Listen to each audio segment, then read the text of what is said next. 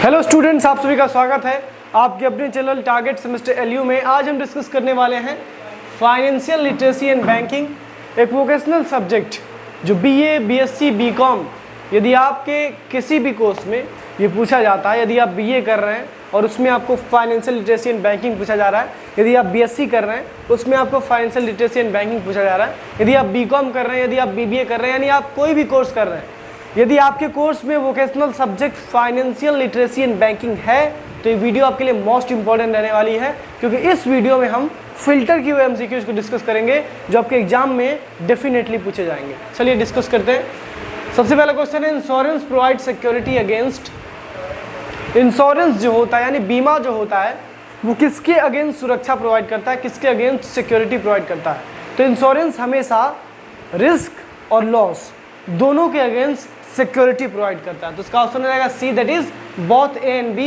Insurance provide security against risk and losses both, यानी बीमा जोखिम और हानि इन दोनों के प्रति सुरक्षा प्रदान करता है आपको। अगला है, the dash is the party who agrees to compensate the other person against possible losses. यानी कौन सा ऐसा पक्ष होता है, कौन सी ऐसी पार्टी होती है जो व्यक्ति इंश्योरेंस करा रहा है, यदि उस व्यक्ति का नुकसान हो जाता है, यदि वो व्यक्ति रिस्क में आ जाता है, तो कौन सी ऐसी पार्टी होती है जो उस व्यक्ति को कंपनसेट करती है, जो उस व्यक्ति को भुगतान करती है? तो उसको हम कहते हैं इंश्योरर।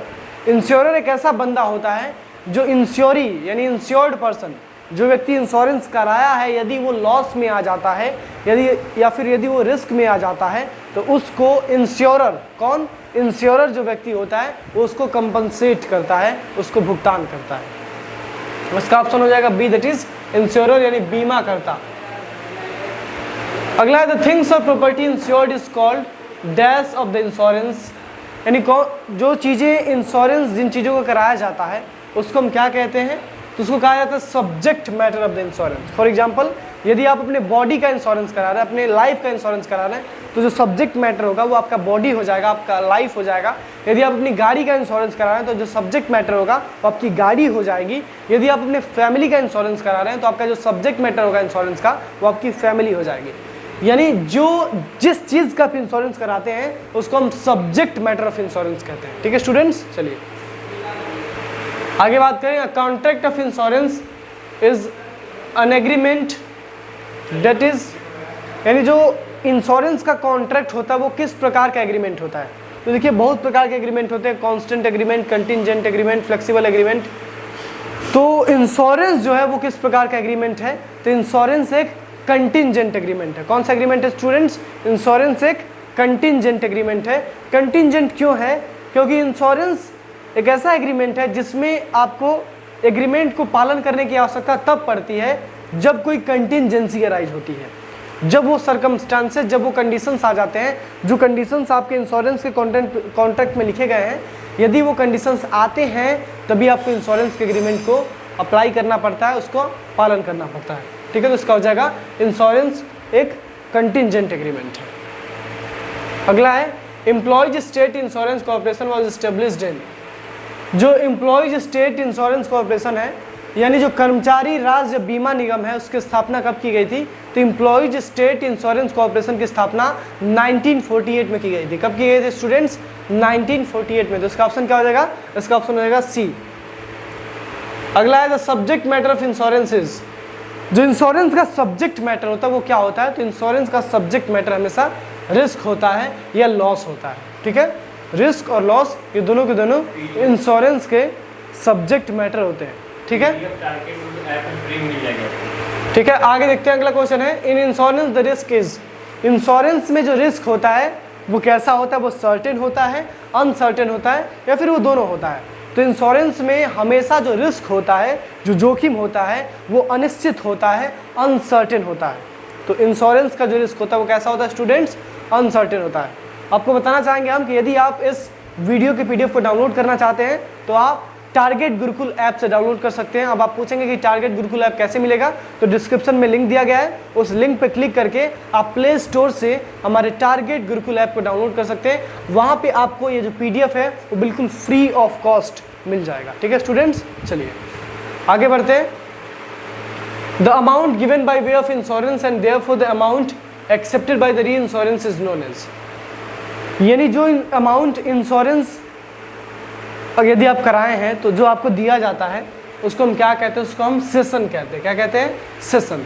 तो session is the amount that is given by way of insurance. अगला है the insurance who obtains a guarantee is, एक ऐसा इंश्योरेंस जिसमें गारंटी भी होती है, उस इंश्योरेंस को क्या कहते हैं? तो इस इंश्योरेंस को हम शेडिंग इंश्योरेंस कहते हैं। जिस इंश्योरेंस में इंश्योरेंस के साथ साथ गारंटी भी होती है उसको हम शेडिंग इंश्योरेंस कहते हैं। अगला है are extra benefits under the policy, क्या एक्स्ट्रा बेनिफिट्स पॉलिसी में होते हैं?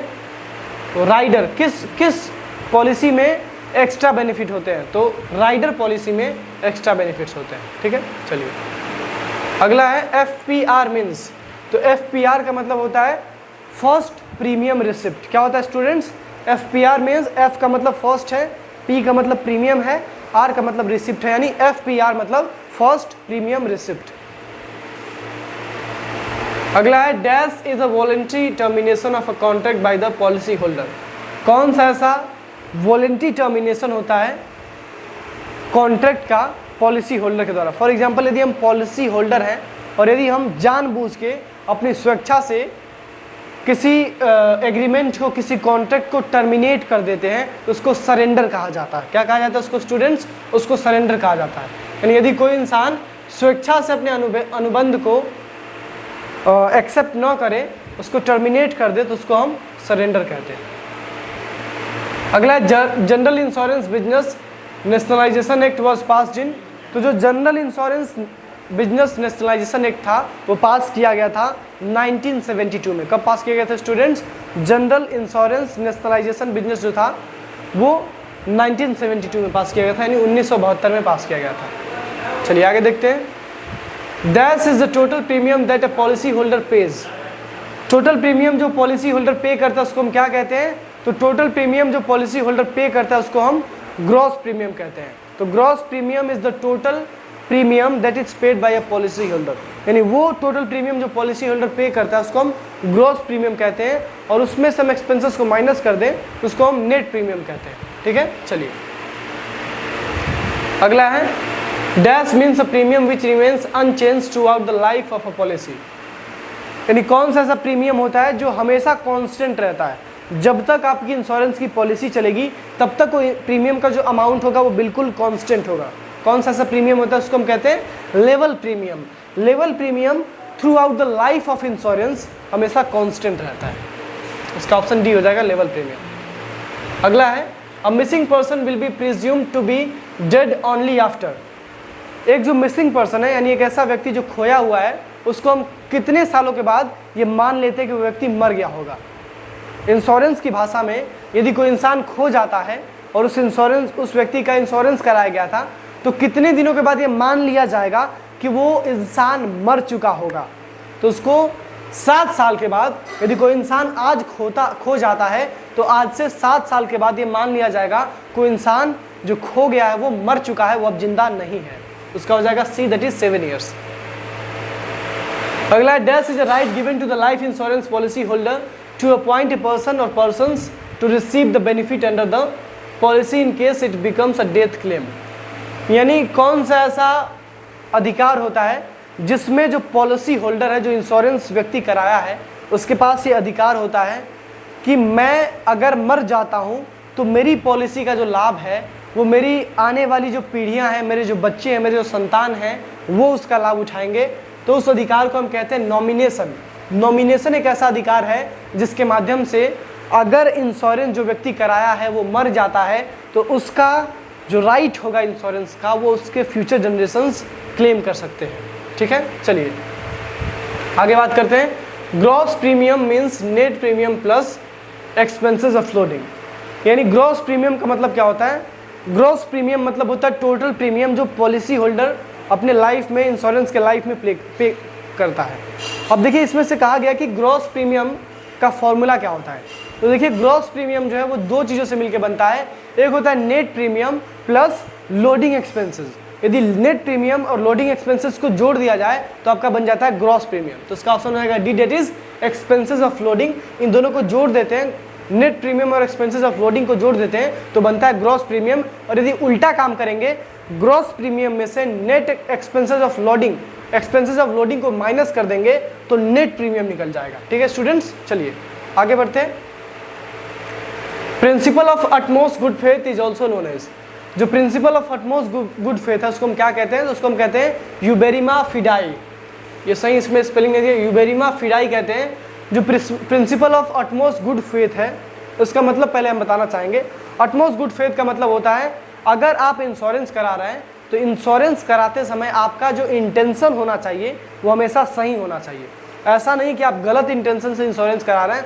फॉर एग्जांपल, आप अपने घर का इंश्योरेंस करा रहे हैं, अपने घर का फायर इंश्योरेंस करा रहे हैं और उसमें आपने क्लेम रखा है कि यदि मेरा घर जल जाएगा तो मैं आपसे 30 लाख का क्लेम करूंगा, और आप कुछ दिनों बाद जानबूझ के अपने हाथों से अपने घर को आग लगा देते हैं और यदि पाया गया ऐसा इंश्योरेंस कंपनी के द्वारा तो आपको इंश्योरेंस नहीं दिया जाएगा, क्योंकि आपने principal of utmost good faith का पालन नहीं किया है। आपने सही इंटेंशन के साथ इंश्योरेंस नहीं कराया, आपने जानबूझ के अपने घर को खुद ही जलाया है। यदि वो एक्सीडेंटली जलता, आपका घर खुद से नहीं जलता, वो एक्सीडेंटली जलता, मतलब किसी और कारण से, नेचुरल रीजन से या फिर किसी और रीजन से जलता, तो फिर उसके लिए आपको कंपनसेशन दिया जाता, क्योंकि आप principal of utmost good faith का पालन कर रहे थे। लेकिन यदि आप जानबूझ के अपने घर में आग लगाएंगे, जानबूझ के इंश्योरेंस पाने के लिए कोई गलत काम करेंगे, तो उस केस में आपको कंपनसेशन नहीं दिया जाएगा, क्योंकि आप principal of utmost good faith यानी यूबेरिमा फिडाई का पालन नहीं किए हैं। ठीक है, चलिए अगला है the process of valuation in life insurance company is taken up by. जो लाइफ इंश्योरेंस कंपनी में वैल्यूएशन का प्रोसेस होता है वो कौन करता है? तो उसको हम कहते हैं एक्चुअरी। एक्चुअरी एक ऐसा इंसान होता है जो आजकल एक बहुत बड़ा उभरता हुआ प्रोफेशनल है। एक्चुअरी जिसकी पढ़ाई आप करते हैं उसको हम कहते हैं एक्चुरियल साइंस। यदि आपको एक एक्चुअरी बनना है, जैसे सीए होता है, सीएस होता है, सीएमए होता है, वैसे ही एक्चुअरी होता है। एक्चुअरी जो होता है उसको वैल्यूएशन के फील्ड में, रिस्क मैनेजमेंट के फील्ड में अथाह ज्ञान होता है। तो एक्चुअली जो होता है उसको ये अधिकार दिया जाता है, उसके पास ये राइट होता है कि वो अगर कोई लाइफ इंश्योरेंस का वैल्यूएशन करना है तो वो कर सकता है। ठीक है, तो और थोड़े बहुत क्वेश्चंस बचे हुए हैं, देख लेते हैं सारे क्वेश्चंस को। अगला क्वेश्चन है आपका, dash is a social device for eliminating और reducing the loss of society from certain risk. कौन सा ऐसा सोशल डिवाइस है जिसकी मदद से समाज के जो जोखिम होते हैं, समाज के जो रिस्क होते हैं उसको कम किया जा सकता है या फिर उसको एलिमिनेट किया जा सकता है? तो उसको हम कहते हैं इंश्योरेंस।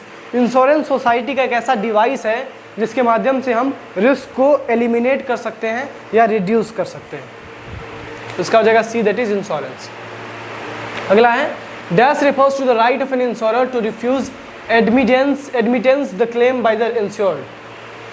यानी ये एक ऐसा राइट है जो इंश्योरर को दिया जाता है ताकि वो इंश्योरी का जो क्लेम है वो उसको रिफ्यूज कर सके। फॉर एग्जांपल, हमने अभी बात किया था कि आपने घर का इंश्योरेंस कराया था, फायर इंश्योरेंस, और आपने घर में जानबूझ के आग लगा दी, तो एक राइट मिलना चाहिए इंश्योरर को। जो व्यक्ति इंश्योरेंस आपको दे रहा है, जो व्यक्ति आपको इंश्योरेंस आपने जो कराया उसके बदले जो आपको कंपनसेशन देगा, उसके पास ये अधिकार होना चाहिए कि यदि आपने जानबूझ के कोई काम किया है जो नेचुरली होना चाहिए था, जो आपके द्वारा नहीं होना चाहिए, यदि आपने खुद से जानबूझ के आग लगाया है, अभी आपने खुद से जानबूझ के कोई ऐसा काम किया जो आपको नहीं करना चाहिए था, तो उसके लिए उसको राइट दिया जाता है कि आप मना कर सकते हैं अपना इंश्योरेंस का उसका क्लेम देने से। उस राइट को हम कहते हैं रेप्यूडिएशन। रेप्यूडिएशन यानी अस्वीकृति एक ऐसा अधिकार है जिसके माध्यम से इंश्योरर जो है वो इंश्योरी को मना कर सकता है क्लेम देने से। अगला है, the term assurance refers to. जो एश्योरेंस का टर्म है वो किसको रेफर करता है? तो जो एश्योरेंस का टर्म है वो लाइफ इंश्योरेंस बिजनेस को रेफर करता है। किसको रेफर करता है स्टूडेंट्स? एश्योरेंस का जो टर्म है वो लाइफ इंश्योरेंस बिजनेस को रेफर करता है। तो इसका ऑप्शन ए हो जाएगा। अगला है, if the insured dies before the expiry of the term of the policy that is known as.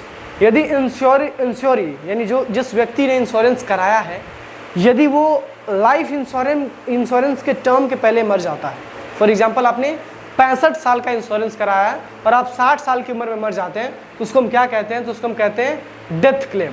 मतलब अगर आप पहले मर जाते हैं तो आप 60 साल की उम्र में आपका जो संतानें हैं, आपके जो परिवार के लोग हैं, वो आपका डेथ क्लेम कर सकते हैं।